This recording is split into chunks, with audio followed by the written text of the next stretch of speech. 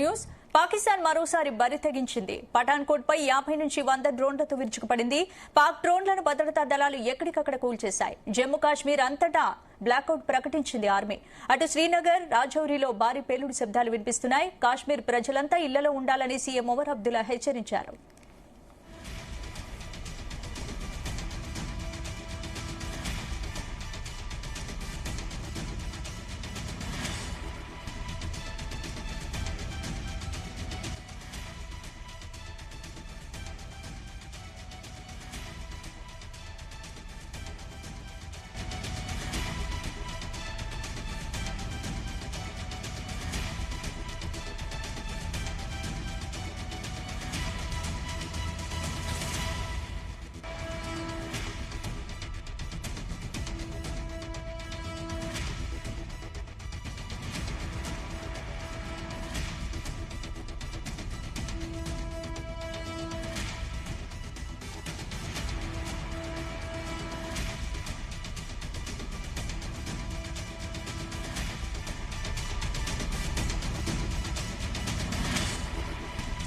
పాకిస్తాన్ మరోసారి బరి తెగించింది. పఠాన్కోట్ పై 50 నుంచి 100 డ్రోన్లతో విరుచుకుపడింది. పాక్ డ్రోన్లను భద్రతా దళాలు ఎక్కడికక్కడ కూల్చేశాయి.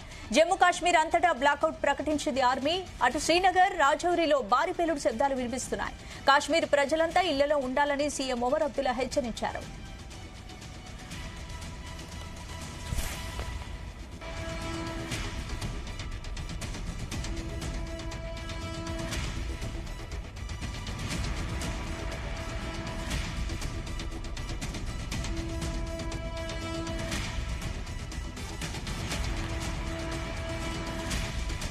పాకిస్తాన్ మరోసారి బరి తెగించింది.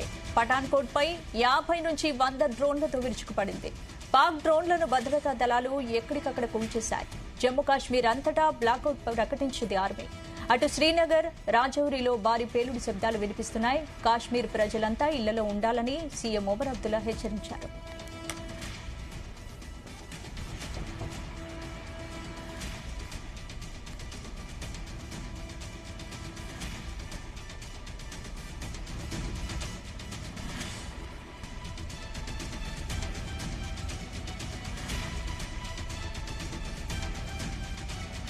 ఈ అంశానికి సంబంధించి పూర్తి అప్డేట్స్ మా ప్రతినిధి శ్రీచరణ్ అందిస్తారు. శ్రీచరణ్, స్పందన, పాకిస్తాన్ మరోసారి జమ్మూ, సాంబా, పఠాన్కోట్ సెక్టార్ లో కూడా మరోసారి డ్రోన్స్ అనేవి ఎగురవేసింది. ఈ ప్రధానంగా పఠాన్కోట్ తో పాటు పఠాన్కోట్ వైమానిక స్థావరం అనేది భారతదేశానికి అత్యంత కీలకం అని చెప్పుకోవాలి. 2016 జనవరి 1న కూడా అక్కడ పఠాన్కోట్ వైమానిక స్థావరం పైన పాకిస్తాన్ ఉగ్రవాదులు దాడి చేసిన విషయం తెలిసిందే. ఉదయం నుంచి అమృత్సర్ ప్రాంతాల్లో కూడా ఉదయము అలాగే మధ్యాహ్నము సాయంత్రం కూడా సైరన్లు మోగించారు. అమృత్సర్ లో అయితే కంప్లీట్ గా విద్యుత్ సరఫరా కూడా నిలిపివేసి ప్రజలందరినీ కూడా సురక్షిత ప్రాంతాలకు తరలిస్తున్నారు. సో పఠాన్కోట్ లో దాదాపు 30 పైగా పాకిస్తాన్ డ్రోన్లు అనేవి కూడా ప్రత్యక్షమయ్యాయి. ఆ విజువల్ లో లోకలైట్స్ ఎవరైతే ఉంటారో ఆ డ్రోన్స్ ని క్యాప్చర్ చేశారు. ఇప్పుడు ఆ వీడియో అన్ని కూడా వైరల్ అవుతున్నాయి. దీంతో పాటు జమ్మూ కాశ్మీర్ లో హెవీ ఎక్స్ప్లోషన్స్ అంటే పెద్ద పెద్ద పేలుళ్ల శబ్దాలు కూడా స్థానికులు వింటున్నట్టు కూడా చెప్తున్నారు. మరోవైపు ఏమో జమ్మూ కాశ్మీర్ ముఖ్యమంత్రి ఒమర్ అబ్దుల్లా ఎప్పటికప్పుడు ఎక్స్ వేదికగా ట్వీట్ చేస్తున్నారు. జస్ట్ కొద్ది నిమిషాల కిందట intermittent sounds of blast probably heavy artillery can now be heard from where I am. తాను ఎక్కడున్నాడో అక్కడ నుంచి హెవీ ఆర్టిలరీ వెపన్ శబ్దాలు వింటున్నానని కూడా ఎక్స్ వేదికగా ట్వీట్ చేస్తున్నారు. పూంచ్ తో పాటు మెందారు అలాగే మాంజేకోటే హెవీ ఆర్టిలరీ ఫైర్ అనేది కూడా పాకిస్తాన్ జరుపుతోంది ఈ ప్రాంతాల్లో. దీంతో పాటు కుప్వారా, దాంతోపాటు క్రాల్పోరా, తాంగ్దార్, కార్నాహ, ఊరి, హాజీపూర్, లగ్మా, నౌషెరా, పూంచ్, రాజౌరి, సంబా, ఆక్నూర్ ఈ ప్రాంతాలన్నింటిలో కూడా హెవీ ఆర్టిలరీ తో పాటు మోటార్ ఫైరింగ్ పాకిస్తాన్ చేస్తుంది. దీనికి యాజ్ యూజువల్ గా ఇండియన్ ఆర్మీ బెఫిటింగ్ రిటాలియేటింగ్ కూడా చేస్తుంది, రిప్లై కూడా ఇస్తుంది. అమృత్సర్ మొత్తం కూడా ప్రస్తుతం డ్రోన్ అటాక్ లో ఉందనేది కూడా చాలా క్లియర్ గా మనకు విజువల్ లో కనిపిస్తుంది. ఉదంపూర్ కూడా అండర్ అటాక్ అగైన్ అని కూడా చెప్తున్నారు. దాన్ని కూడా మన యాంటీ డ్రోన్ సిస్టమ్ న్యూట్రలైజ్ చేసింది. పాకిస్తాన్ డ్రోన్స్ ఏవైతే ఉన్నాయో వాటన్నిటిని కూడా గాల్లోనే పేల్చేసింది ఉదంపూర్ లో. ఆ సౌండ్లు కూడా మనము విజువల్ లో చాలా క్లియర్ గా పెద్ద ఎత్తున కూడా శబ్దాలు వింటున్నాము.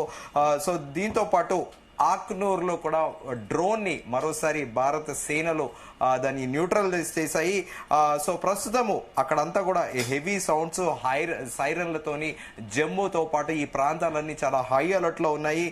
దీంతో పాటు ఫాల్కాజీలో కూడా పెద్ద పెద్ద పేలుళ్లు కూడా శబ్దాలు వినిపించాయి. అది మన సైడ్ అంటే ఆర్మీ, మన ఇండియన్ ఆర్మీ రిటాలియేట్ చేసిందా పాకిస్తాన్ డ్రోన్ లా? మొత్తానికి మన దగ్గర ఉన్న S-400 యాంటీ మిసైల్ సిస్టమ్ తోని ఎప్పటికప్పుడు పాకిస్తాన్ డ్రోన్లన్నీ కూడా గాల్లోనే పేల్చేస్తున్నాయి. కానీ ఈ ఫాల్కోజీ పేలుళ్ల శబ్దం పైన కూడా మనకి మరి కాసేపట్లో క్లారిటీ వచ్చే అవకాశం ఉంది. ఈ నేపథ్యంలో ఢిల్లీ ఎయిమ్స్ లో అందరికీ అంటే వైద్యులతో పాటు ప్రతి ఒక్క సిబ్బంది అందరికీ కూడా సెలవులు రద్దు చేశారు. దీంతో government of India ministry of family and welfare, health and family welfare ఆదేశాలు జారీ చేసింది. తదుపరి ఆదేశాలు వచ్చే వరకు ఎలాంటి అంటే ఏమైనా ఎమర్జెన్సీ హెల్త్ ఇష్యూస్ ఉంటే తప్ప ఏ అధికారికి కూడా సెలవులు ఉండవనేది కూడా చాలా స్పష్టంగా మంజూరు చేసింది. గతంలో అంటే ఎర్లియర్ ఈ వారికి బిఫోర్ ఏమైనా సెలవులు మంజూరు చేస్తుంటే ఎవరైనా లీవ్స్ పెడితే వాళ్ళకి శాంక్షన్ అయితే కూడా అవి తిరిగి వెనక్కి తీసుకుంటున్నారు అనేది కూడా వాటిని కూడా రద్దు చేశారు. అలాగే సెలవులో ఉన్న అధికారులు తిరిగి వెంటనే డ్యూటీలో జాయిన్ అవ్వాలని కూడా పిలుపునిచ్చారు. సో ప్రస్తుతము మనము పలు చోట్ల పెద్ద పెద్ద సౌండ్స్ కూడా వింటున్నాము సైరన్స్ తో పాటు. అలాగే ప్రత్యేకంగా చెప్పుకోవాలంటే కాశ్మీర్లో, నార్త్ కాశ్మీర్లో పెద్ద ఎత్తున బ్లాక్అవుట్ అనేది కూడా కనిపిస్తుంది అక్కడ. దీంతో పాటు all Pakistani drones neutralised by Indian air defence. Pakistan నుంచి వచ్చే డ్రోన్లన్నింటినీ కూడా మన ఎయిర్ డిఫెన్స్ సిస్టమ్ నిర్వీర్యం చేశాయి. సో మరోసారి కూడా దీంతో పాటు నాగరోటా కూడా అండర్ డ్రోన్ అటాక్ అనేది కూడా మనకు తెలుస్తోంది. ఈ ఎక్కడెక్కడైతే డ్రోన్లు వస్తున్నాయో వాటన్నిటిని కూడా మన Indian air defence system neutralise చేస్తున్నాయి. సో పాకిస్తాన్ మరోసారి కూడా కాల్పుల ఒప్పందాన్ని ఉల్లంఘించింది.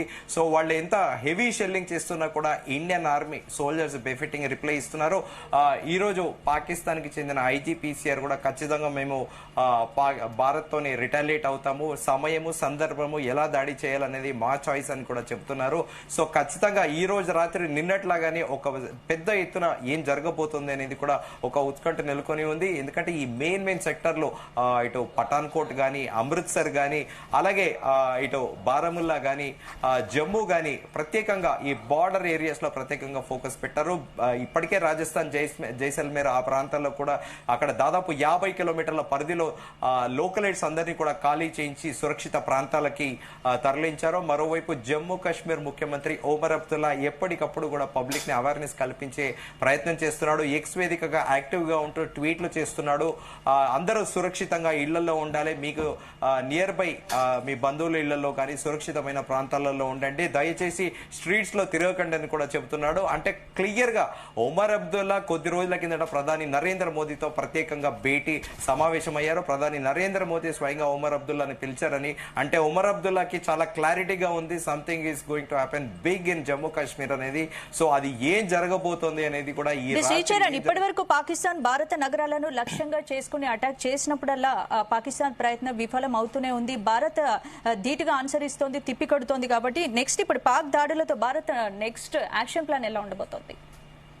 డెఫినెట్ గా ఇండియా దగ్గర 5 యూనిట్స్ S-400 అనేది 5 యూనిట్లు ఉన్నాయి. ఈ 5 యూనిట్లతోని పాకిస్తాన్ ఎంత పెద్ద మిసైల్ ఇండియా పైన డ్రోన్స్ కానీ మిసైల్ అటాక్ చేసినా కూడా ఇమ్మీడియట్ గా అంటే 400 కిలోమీటర్స్ రేంజ్ లో ఒకసారి మిసైల్ ఎనిమి టెరిటరీ నుండి వస్తేనే ఇమ్మీడియట్ గా ఈ రాడార్ సిస్టమ్ యాక్టివేట్ అయిపోయి ఇమ్మీడియట్ గా ఈ రాడార్ సిస్టమ్ లోంచి ఈ S-400 లోంచి మిసైల్ వెళ్లి దాన్ని డిస్ట్రాయ్ చేస్తుంది. మనం కూడా చూసాము ఇప్పుడు ఏకకాలంలో 30 డ్రోన్లు పాకిస్తాన్ డ్రోన్లను కూడా ఎయిర్ డ్రోన్ సిస్టమ్ అనేది మొత్తం న్యూట్రలైజ్ చేసింది. సో ఇండియా వైపు ఎలాంటి అంటే ఈ డ్రోన్ అటాక్స్ కానీ ఈ మిసైల్స్ కానీ ఇండియాకి పెద్దగా ప్రభావం చూపెట్టదు. కానీ పాకిస్తాన్ ఇంత జరిగినా కూడా మరోసారి ప్రొవోకింగ్ అంటే రెచ్చగొట్టే ప్రయత్నం చేస్తుంది, కావాలని యుద్ధానికి కాలు దూవుతుంది పాకిస్తాన్ అనేది కూడా మరో చాలా స్పష్టంగా క్లియర్ గా కనిపిస్తుంది. స్పందన. Right, thank you Srichand.